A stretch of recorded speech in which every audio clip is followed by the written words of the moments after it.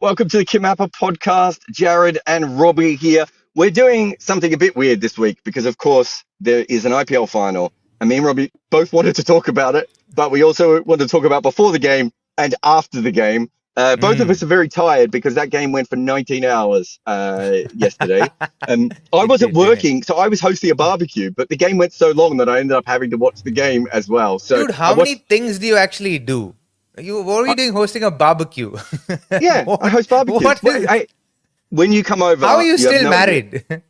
Oh, well, my wife was part of the barbecue, to be fair. Okay, Like, okay, you fair know, enough. she was co-hosting. Well, actually, she was hosting and I was co-hosting. Don't worry, I'll make you a mad barbecue when you come over. Yeah, This is what I want to talk to you about, though. We'll do a short podcast today, and then we'll do the long one yeah. after the game, but on Wednesday. But I want to ask you from a batting perspective, what is Shreyas Iyer doing now that he wasn't doing, let's say, last year or the year before? Because I think last year was a transition year for him. He was Mm, basically been an anchor for a long time. And mm. yesterday he did anchor and then he went mad. But this year sometimes we've seen him come out and slog. Last year with KKR occasionally came out and hit quite quickly as well. It feels to me from the outside like something's changed. And I know some of it is the short ball, but it just feels like he's more aggressive and he wants to make an impact. Whereas before he was almost a fluid batter, right? He went with the water. Um, yeah, I think right now, when I look at him, I think technically there's a lot of things that he's kind of changed up a little bit. Before, the bat used to come more from third slip, or second or third slip. Now it's coming from between point and gully, right? So he set his I think his technique up to a way that suits white ball cricket, and you can see his hands kind of go away from him before looping back in, right? And he gets ready early. That's a key thing about his batting. And now with the short ball, if you watch the way he's playing the short ball, he's actually getting tall, rather than getting small on the short ball. Rather than becoming a small target, he's getting tall. He's trying to get a top of the ball, right? Mm. And and now he's not backing away and playing that shot that he used to play last year, which is like an escape shot, but not confronting, the devils that exists within you. And I think he's actually confronted them, and he's dealt with the devils inside of his head, as far as the short ball is concerned. And I think, which is why right now, I remember actually speaking to him, and I said, "So how did you negotiate that whole thing?" He said, "In the past, I would actually not be sure if I want to be aggressive or if I want to just kind of Mm. let it go. And I found myself becoming indecisive about the short ball. I never really felt I had a problem against the short ball. I just felt that if I could be a little bit more decisive about it, then I would play it well. And now I've gotten to a point where I'm clear that I'm just going to be aggressive with it. And that's going to be my first option, irrespective of anything. First option is to hit the ball for four or six. Then everything else comes, right? And now that's what you see him doing. You see him getting tall. He's trying to hit Yeah. in front of square for six. And if it's too high, then he's got the ramp shot as well, which is really cool. And I think his leadership skills and his confidence within that leadership skills has had a huge impact on him as a batter, and in the most positive sense. You could see that in the previous game when they lost against RCB, he said, "We've lost the battle, but not the war." Mm. And if you saw his demeanor through the course of that innings, even after he won the game, he was still very grounded. He didn't get excitable at all. He knew that the his eyes were on the prize. And if you listen to that post match, not the conference but the presentation, you would have seen how well he spoke as well, and how clear he was about, I know what I'm going after. I'm made for these big occasions, and Mm. I know, that how I deal with the team. I don't interfere with them. I let them just express themselves and be themselves, because I love how they are. And so clearly there's a sense of, he revealed, or a little bit of his leadership style, which I think is quite nice, and gave me an insight into his leadership style as well. And I think it's going to be like one juggernaut of a game, man, that final. Now, where are you on Virat Kohli here? Is it, are you like a player of his level just has to win an IPL title, and so you're going for RCB? And I know that you've played for RCB and been involved, and You played for everyone, actually. You played for more teams than actually exist in the IPL, I'm pretty sure. No, 6. 6 teams. Don't push it. Yeah, but like, are you just one of those, like, but it's also a great story for Punjab, right? Like, so, like, I get that. I don't think I'll put it this way. I don't think there's a bad loser. Sometimes you come in and you just like Australia's playing in a World Cup against like New Zealand and in a final, and you're just like, well, it just has to be New Zealand win. If New Zealand don't win, it's just like, well, we've seen Australia win before, right? This feels Yeah, like it's to me like, there is a genuine reason for both teams to win from a narrative point of view as neutrals, and I'm a neutral. You obviously, are a hater. I'm just going by the comments. everybody actually thinks that I'm a hater. I'm actually not. I actually want RCB to win because because I've played for that franchise and I know what it means to be really close to winning the championship and then losing it out, losing out at the last minute. And that's happened to me. And I was batting at the crease when it happened. So I've actually felt the burn, and I've felt that pinch and that pain for years.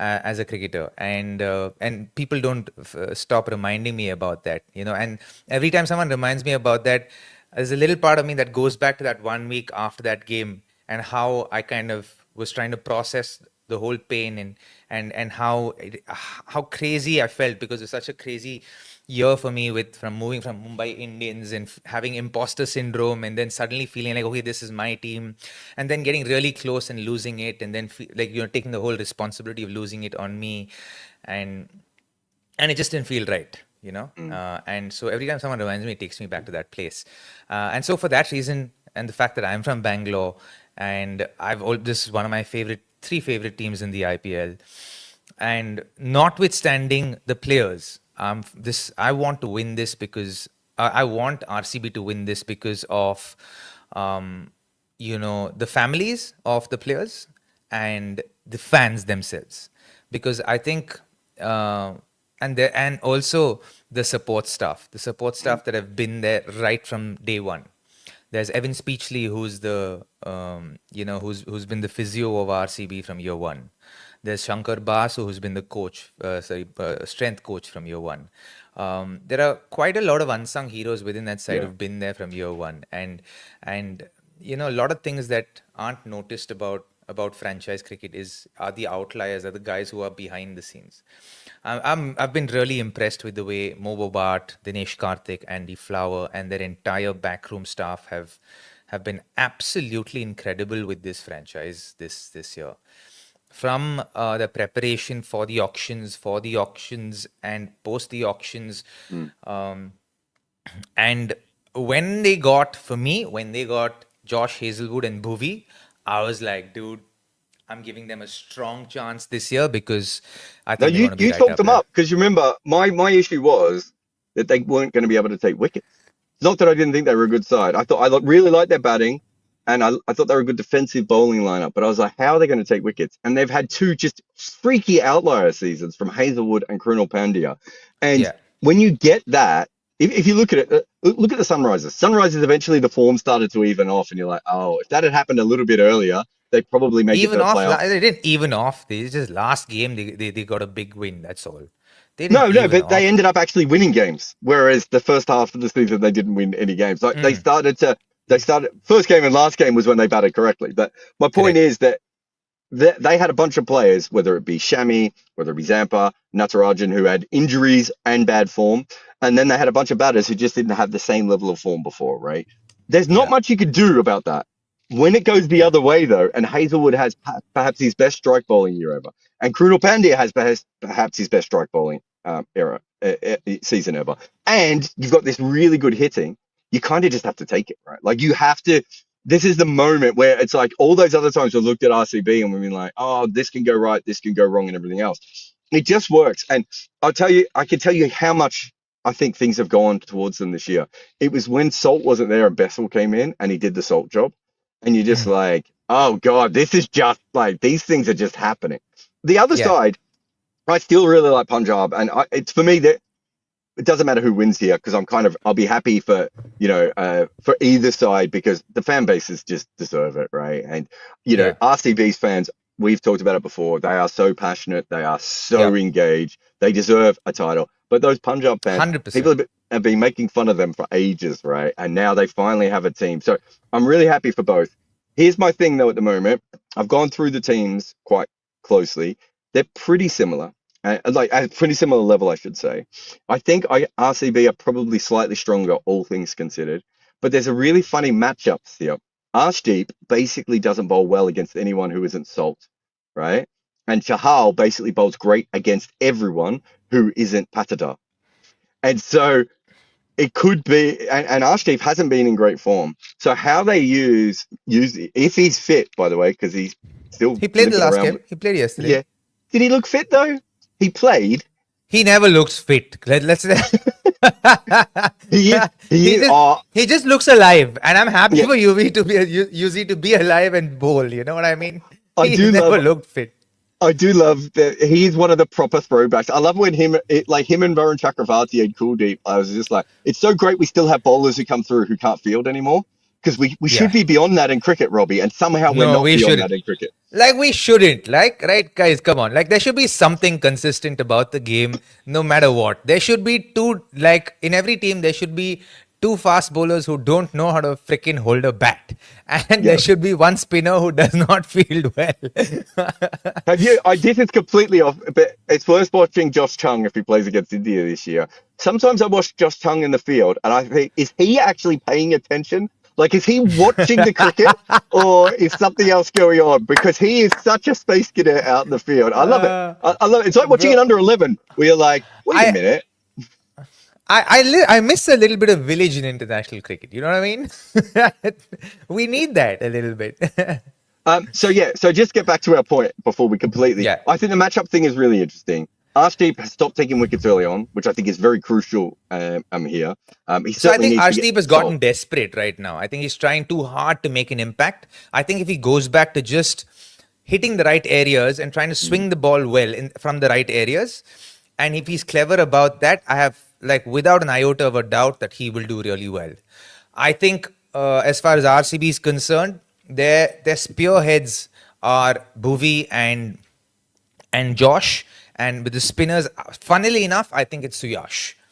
And I think if Suyash gets things right, Krunal becomes that much more effective. And the same with Josh and Bhuvi. When Josh get things right, then Bhuvi becomes that much more effective. And that's why I feel we saw a little bit of a slump when Josh was away and Bhuvi had to spearhead the bowling lineup. And let's Yeah, not no, forget, Yash Dayal's also been bowling pretty well in the middle overs and in the death. I think Suyans is, off the top of my head, he's a really interesting one. He either gets wickets or he doesn't get wickets, right? Yeah. Like he's had a lot of Yeah, games it's with just no wickets at all, and then yeah. occasionally he'll get a pitch where he's right. I think he has a technical issue with his bowling, which means it's always going to be hard for him to be consistent on length because of the sort of the way he drops his head and he sort of slings the ball. But when he gets it right, that's actually a really hard technique to face. We're going old Yeah, school here. I think he's but gotten it right. But I'll tell you what, it's an interesting point you make, Jar, and sorry for interjecting you, but No, go. I think he's addressed it to a certain extent, to be honest. If you saw him last year, the way he ran through his bowling, his run-up was very quick. So because he ran so quickly through his run-up, he has to go through his action also very, very quickly. Yeah. But this year, interestingly, when he's bowled well, he's running slower through his run-up. And because his natural action is pretty complex, where he drops his shoulder and his head, and then he bowls from a much straighter trajectory. I feel like his margin of error becomes very, very small with a quick run up. So with a slower run up, his margin of error is way bigger, and I think he becomes way more accurate. And I think we've seen him make that change consciously, and you can see him calming himself down, because when you get nervy, you can actually go through things pretty quickly, right? We can be a little rushed about all of our, skills, and you can see him consciously calming himself down, before bowling each over. So I think there's been a conscious effort towards that front, which I think has been phenomenal. And I think he has to get his length right. The minute he gets his length right, because the line generally is pretty much on the stumps. It's length with him. I just don't think he can control it as much as anyone else. It's a really weird thing with leg spin is you want momentum through the crease, but pace through the crease doesn't help as much. You almost want to be No. flowing through the crease. And Yes. there's a whole Yes. generation of leg spinners who got ruined by Shane Warne because everyone tried to copy him. But it's like Yeah. most of us are not strong like Shane Warne. We actually need to be able to go through. It's a fascinating one. I think he's a really good one. But yeah, Arshdeep versus Salt, I think is really, really crucial. And how they use Chahal all the way through is going to be fascinating. But maybe the whole game, is Hazelwood versus Shreyas Iyer. Because Shreyas is looking great against everyone else. And when he faces Josh Hazelwood, he looks like me. I'll tell you what. I think one of the youngsters will throw up a surprise. Ooh. But I'll tell you what, and I suspect it'll be Prab or Priyansh. I also think from RCB it could be Mayank, who people are not necessarily thinking about because he's just come in and his technique has changed, so there's not too much information about how he's going to play or how he's going to approach it. And 1 second, I have a friend of mine who's come. You want to join me or you want to stand there? Oh my God! There she is. Oh, hello. One day we'll have to get Jared. One day we'll have to get all of the little kids on the stage just to get more subscribers. Yeah. Not because we love our children, but just to get more subscribers. Yeah, she's a quiet one. She's more an observer than Neil is. Neil is more like she's a little bit of an introvert and Neil's a little bit of an extrovert, and so she takes her time, and that's why she's like, "Who is this uncle?" She can't hear you because I've got you on my ear. But yeah, there you are. So I was saying, I feel like one of the youngsters will throw up a surprise, and I actually feel that. And I like the fact that this game is happening because two of the best sides in the IPL are going up against each other. And what I desire is for RCB to dominate the best side in the IPL and win the championship and just shut everybody down, right? When I think of this strictly from an RCB's point of view, from an RCB's fan base point of view, I wanted this game to happen. Because then, for all the ragging that all the other teams have done, CSK, Mumbai, KKR, or Rajasthan, or GT, or Delhi, or any teams that have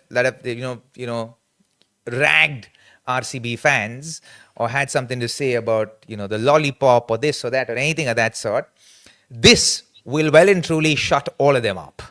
Well, I don't think it will. I think beating Mumbai would have done that.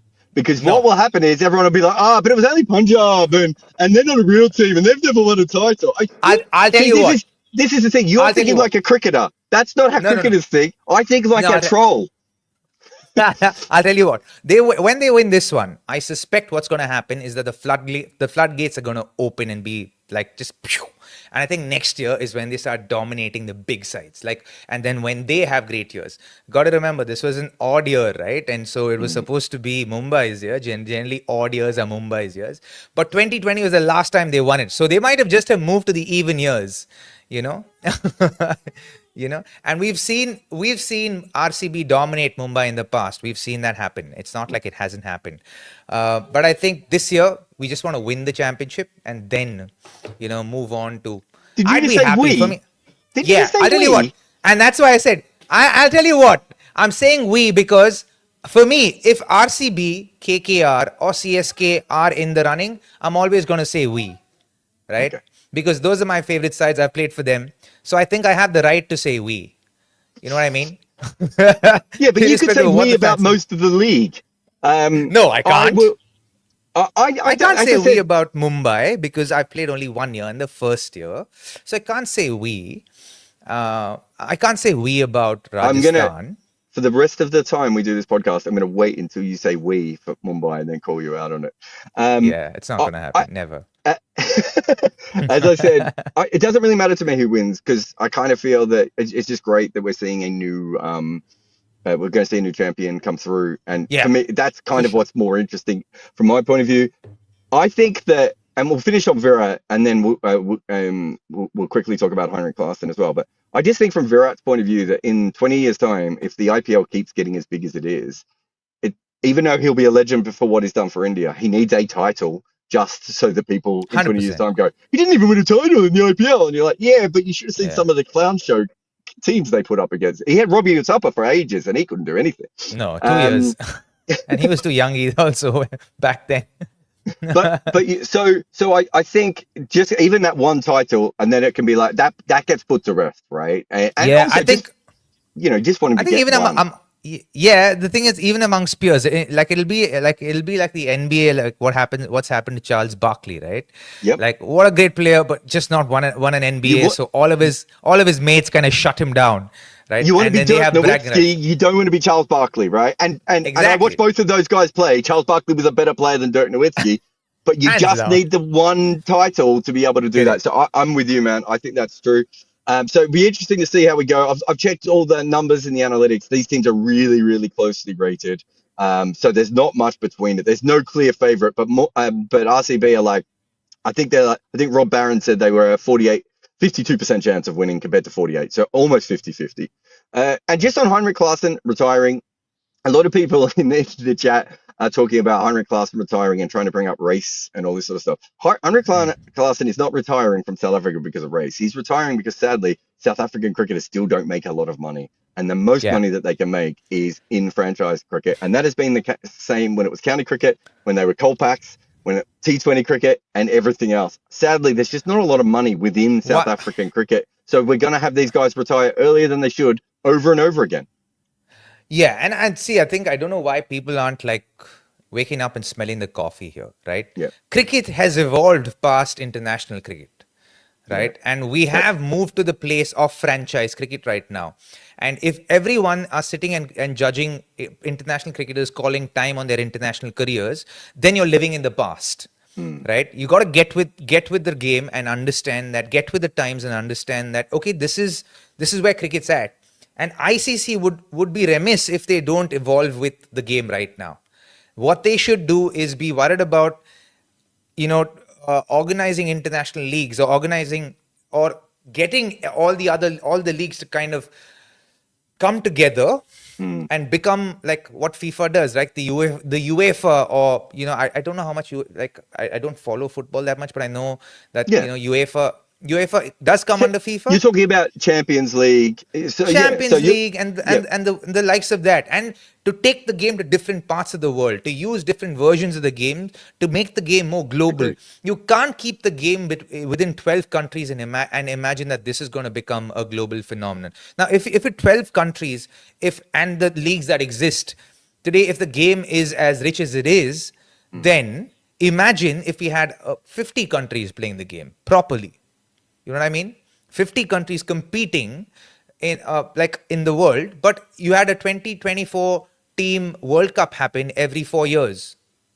Like, look at the volume, even from a business point of view, even a revenue point of view that would make. I don't understand why we're still doing bilateral cricket. I understand Test cricket, you need to do that. That's great. But bilateral cricket, it's numbing. It's like, what are we playing this for? What is this account for? Like, this is stat padding provided by ICC, basically. When you turn on the TV and you're like, Bangladesh are playing Pakistan? Like, what? For what? Why? And then the next day it's West Indies, England, and you're like, wait, what? What is happening now? It's a real mess. I'll tell you something interesting about football is that because the FA didn't want to be involved in FIFA, football actually grows really, really quickly because the English aren't there to stifle the growth by telling everyone who's a proper team and who's not a proper team. And in cricket, it's actually South Africa that caused the problem. Because when they formed the ICC, they go, suck up to England, they say it can only be empire countries, right? It can only be Commonwealth countries. And simple mistake like that in 1908, I think it was, has essentially allowed football to grow and cricket has been stifled. Now, I'm not saying cricket would ever be at the level of football because football's so easy to play and everything else. Affordable, but it's like, and all of that. We should be, every time a decision is made in cricket, it should be made with that in mind of like, we fucked up for so long, let's try and get something right. But instead, it's like, maybe we can get more bilaterals in, Robbie. No, it's so stupid. Like, what are we playing bilaterals for? These bilaterals should officially be called friendlies. right? Oh, I like that. Let's move it on. Just call That's them it. friendlies. This is our first agenda on KimAppa is that rename bilaterals friendlies. I'm 100% with Friendlies. that. I've Yeah. written about that before. Me and Robbie 100% aligned on this. Yeah. That's it for the KimAppa today. We Mm. will be back on Wednesday sometime to talk about the Yeah. final when that's happened. But thank you to everyone. We turned up I'll just so tell you everyone what, knows. maybe we should do a live immediately after the game. Are you not commentating? No, Okay. I'm I'm here. doing a watch along. I'll be free about, I don't know why we're talking business now, but I'll be free about half an hour after the game. But I'm down for that, mate. You know me. I'm basically broadcasting on my own most of the time. It's just Yeah. my family just don't listen. It's a miracle that you're still married and Yeah. your kids I, still love you. yeah. Well, my kids Uh, spend half their time. My kids spend half their time coming in while I'm doing podcasts these days. So apparently yeah. that's the only way I get to see them. Yeah. And I think, yeah, that I think you should allow that to happen. I think it becomes more, I think it's going to be more acceptable as well by the viewers. I think you'll become Yeah. more endearing by doing that. You haven't seen that though. I've already sent you a WhatsApp saying that's enough. We've had your child on once now. That's enough. Thanks, Robbie. KimAppa will be back on, well, maybe after the final, but Yeah. We'll certainly, let you know. certainly at one stage. Thanks for everyone's support, and we'll see you again very soon.